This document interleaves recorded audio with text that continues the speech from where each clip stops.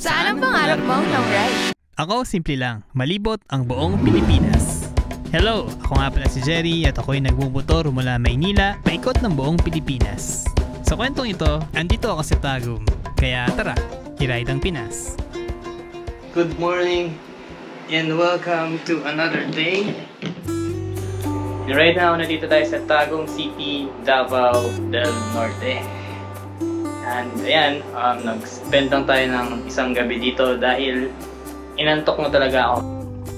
Dahil mabilis lang tayo dito sa Tagum City, tara, simulan na natin yung araw at puntahan natin yung kaibigan natin si Rod Chris na taga rito sa Tagum para sa isang mabilis na city tour.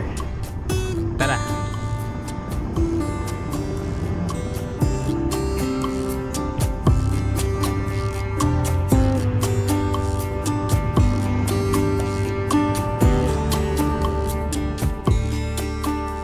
Dito po tayo sa Trade Center sa Tagum. Trade Center Pavilion po ng Tagum City. Ito po yung isa sa sikat na landmark dito sa sentrong bahagi ng Tagum City na kung saan ay dati dito po sineselebrate po yung musikahan ng Tagum nung hindi pa po nagawa yung New City Hall of Tagum. So ayun, simula na natapos sa New City Hall of Tagum doon na. Ayun. So saan tayo next na pupunta? Ang pupuntahan natin first is yung sa Cultural Center, Tagum City Cultural and Historical Center.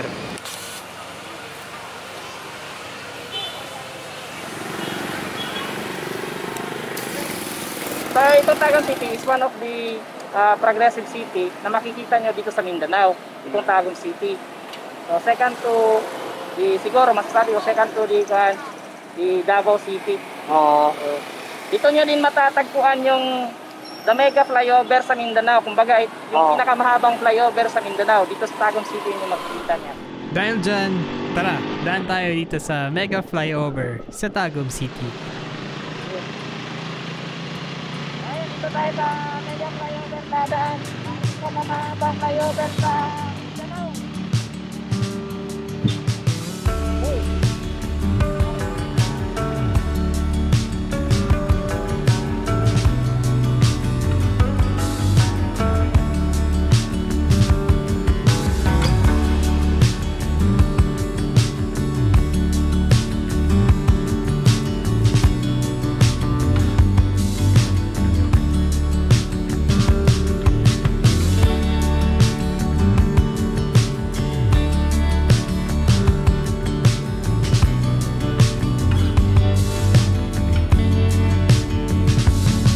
After this, diretso kami sa isang botanical garden or park.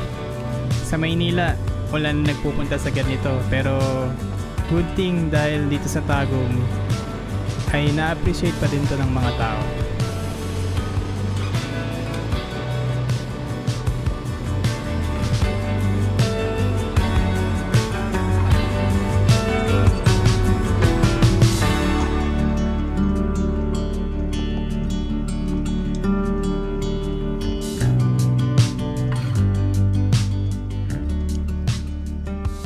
Andito na tayo, San Agustin Botanical Park. Dito. San Agustin Botanical Park, free ito sa lahat. So wala kang entrance na babayaran. Ang importante is maglalagbok ka lang doon sa may entrance. Then also, yon ang the best na pupuntahan nyo dito sa Tagum City, itong San Agustin Botanical. Kasi napaka-refreshing at saka makikita nyo. Ito pala mga nakalagay dito na mga plants and trees are from different countries. So hindi po siya dito sa Pilipinas mostly. So lahat po yan ay in order or kinuha ng aming present na mayor, si Mayor Ray Tioy from other countries para sa dito ilagay. The good thing din dito is pwede ka din mag-prenup, mag-photoshoot o anything. Free po, wala po kayong babayaran dito. At least diba nakakatipid.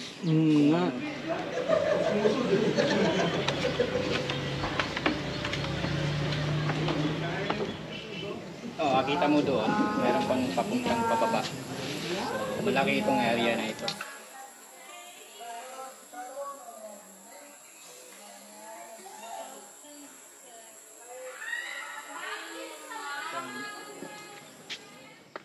kakaiba din yung pagkagawa. Yung mga hagdan, no? Diba ako sa ibang lugar, gaya Yung sa Luzon, hagdan. mostly may bayad pa. Dito may bayad. Ngayon, yun ang Free. parang gusto talaga namin Mayor, President Mayor ngayon. Ganun.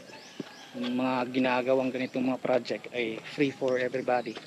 Especially sa mga taga-Menyo. Saka Tagumenyo ang tawag sa inyo. Oo, sa mga taga. Nakan. O, isang Manilenyo. Kung gusto mo ng yung kagaya ng sabi ko dati, yung healthy lifestyle, mag-jogging, Ayan, ito. buong area na ito, pwede. Pwede kasi paakyat meron- mo ba? Pabakit pa baga, talaga lahat burn yung fats. Burn, Saka- pati tuhod burn dito. Lahat. Kasi dito yung ginagawa yung ibang mga mahilig talaga sa healthy lifestyle. Mag-jogging. Pwede ba mag-camping dito? Or Hindi. ano lang yan? Ano lang yan? Or Ngayon lang. So yun lang, hindi pwede. Good thing na na-experience kong pumunta rito sa park na to kasi parang nagsilbi siyang reset sa mga pagod tsaka mga pinagdaanan natin mula Maynila. Ngayong nasa Tagum na tayo. Marerecommend ko sa inyo na dumaan din dito. Pag nandito kayo sa personal, maayos, maliwalas at presko. Kulang yung mga salita na yun para ma-describe yung kapreskohan ng lugar na to. It's me, Rod Chris Bisdak, dito po sa Tagum City, and I am shouting sa lahat po ng mga followers and subscribers ko sa YouTube channel ko, Rod Chris Bisdak. So maraming salamat po sa suporta, and shoutout ko firstly kay brother I-Ride ang Pinas. So suportahan niyo po siya sa kanyang ginagawang mga vlog, especially sa paglibot sa Pilipinas. So he is one of the best content creator, rising content creator po dito sa Facebook page at saka sa YouTube. So bisitahin nyo lang po, I-Ride ang Pinas. So, and also shoutout din nga pala sa mga kaibigan natin dyan sa Leyte and also dyan sa Luzon. So sa mga subscriber ko din, shoutout din kay brother Sir JT. So yun yung idol ko talaga sa pagmomotovlog at sa in terms sa vlogging, and also sa FTV sa travel vlogging. So yun, sila yung mga pinapanood ko. And also kay Boy P, Boy First Time, shoutout.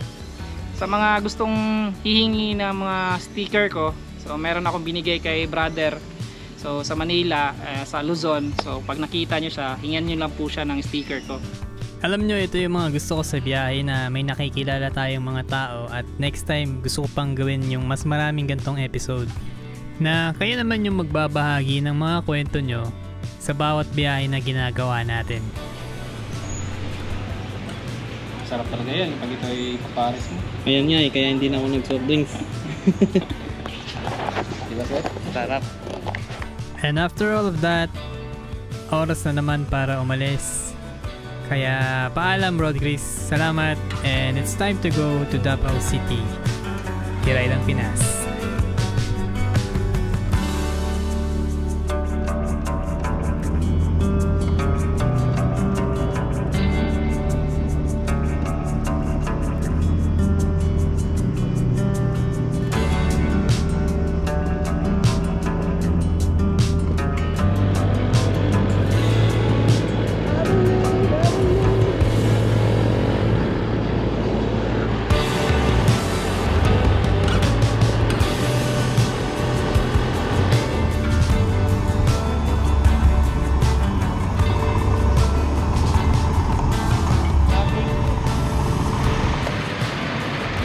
Ito yung pinakaunang traffic na may encounter ko sa biyahe ko mula Manila hanggang dito sa Mindanao.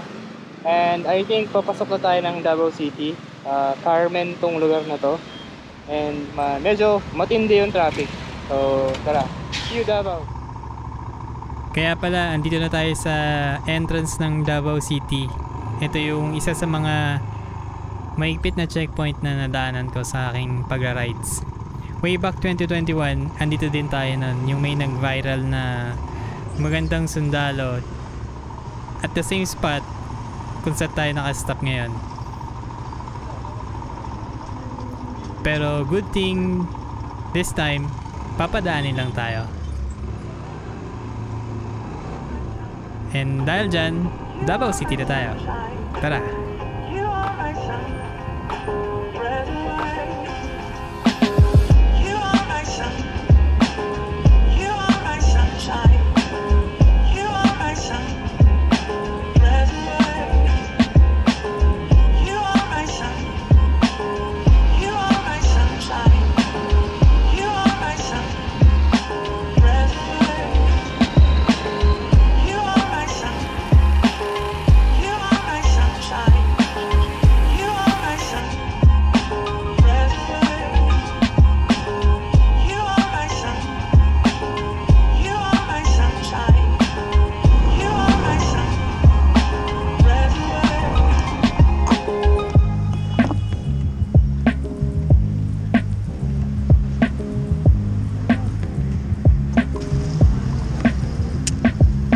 Welcome to SM Manang. Ito mo ito nag-group sila? Oo. Ako na. Pilay ng Pinas? Oo. Ako yan. Nakita mo ba sa page? Oo, nakita ko. Galing. Hindi mo na rin. Oo, tara.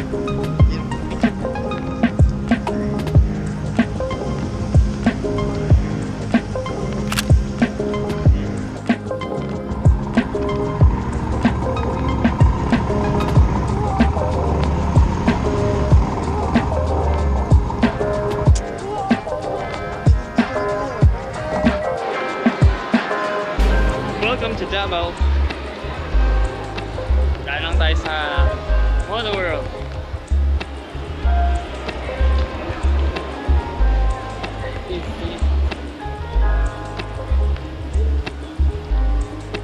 Yung helmet ko sa bahay.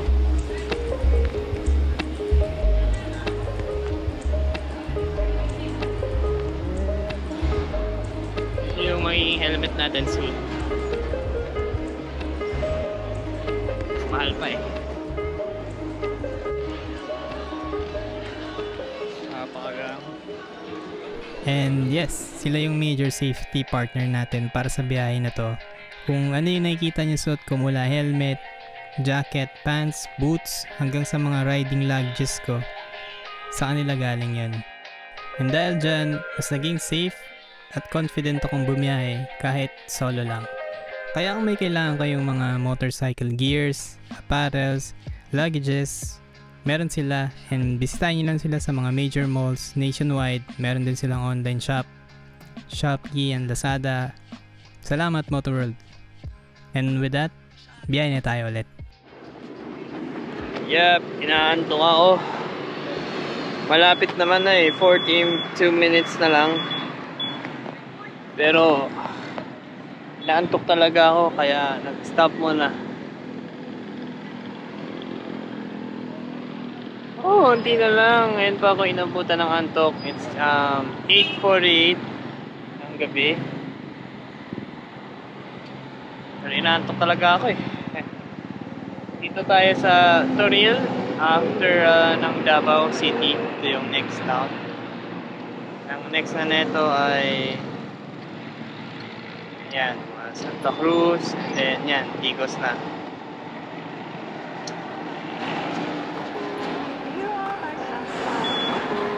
So ayan, malapit na. Hindi na lang.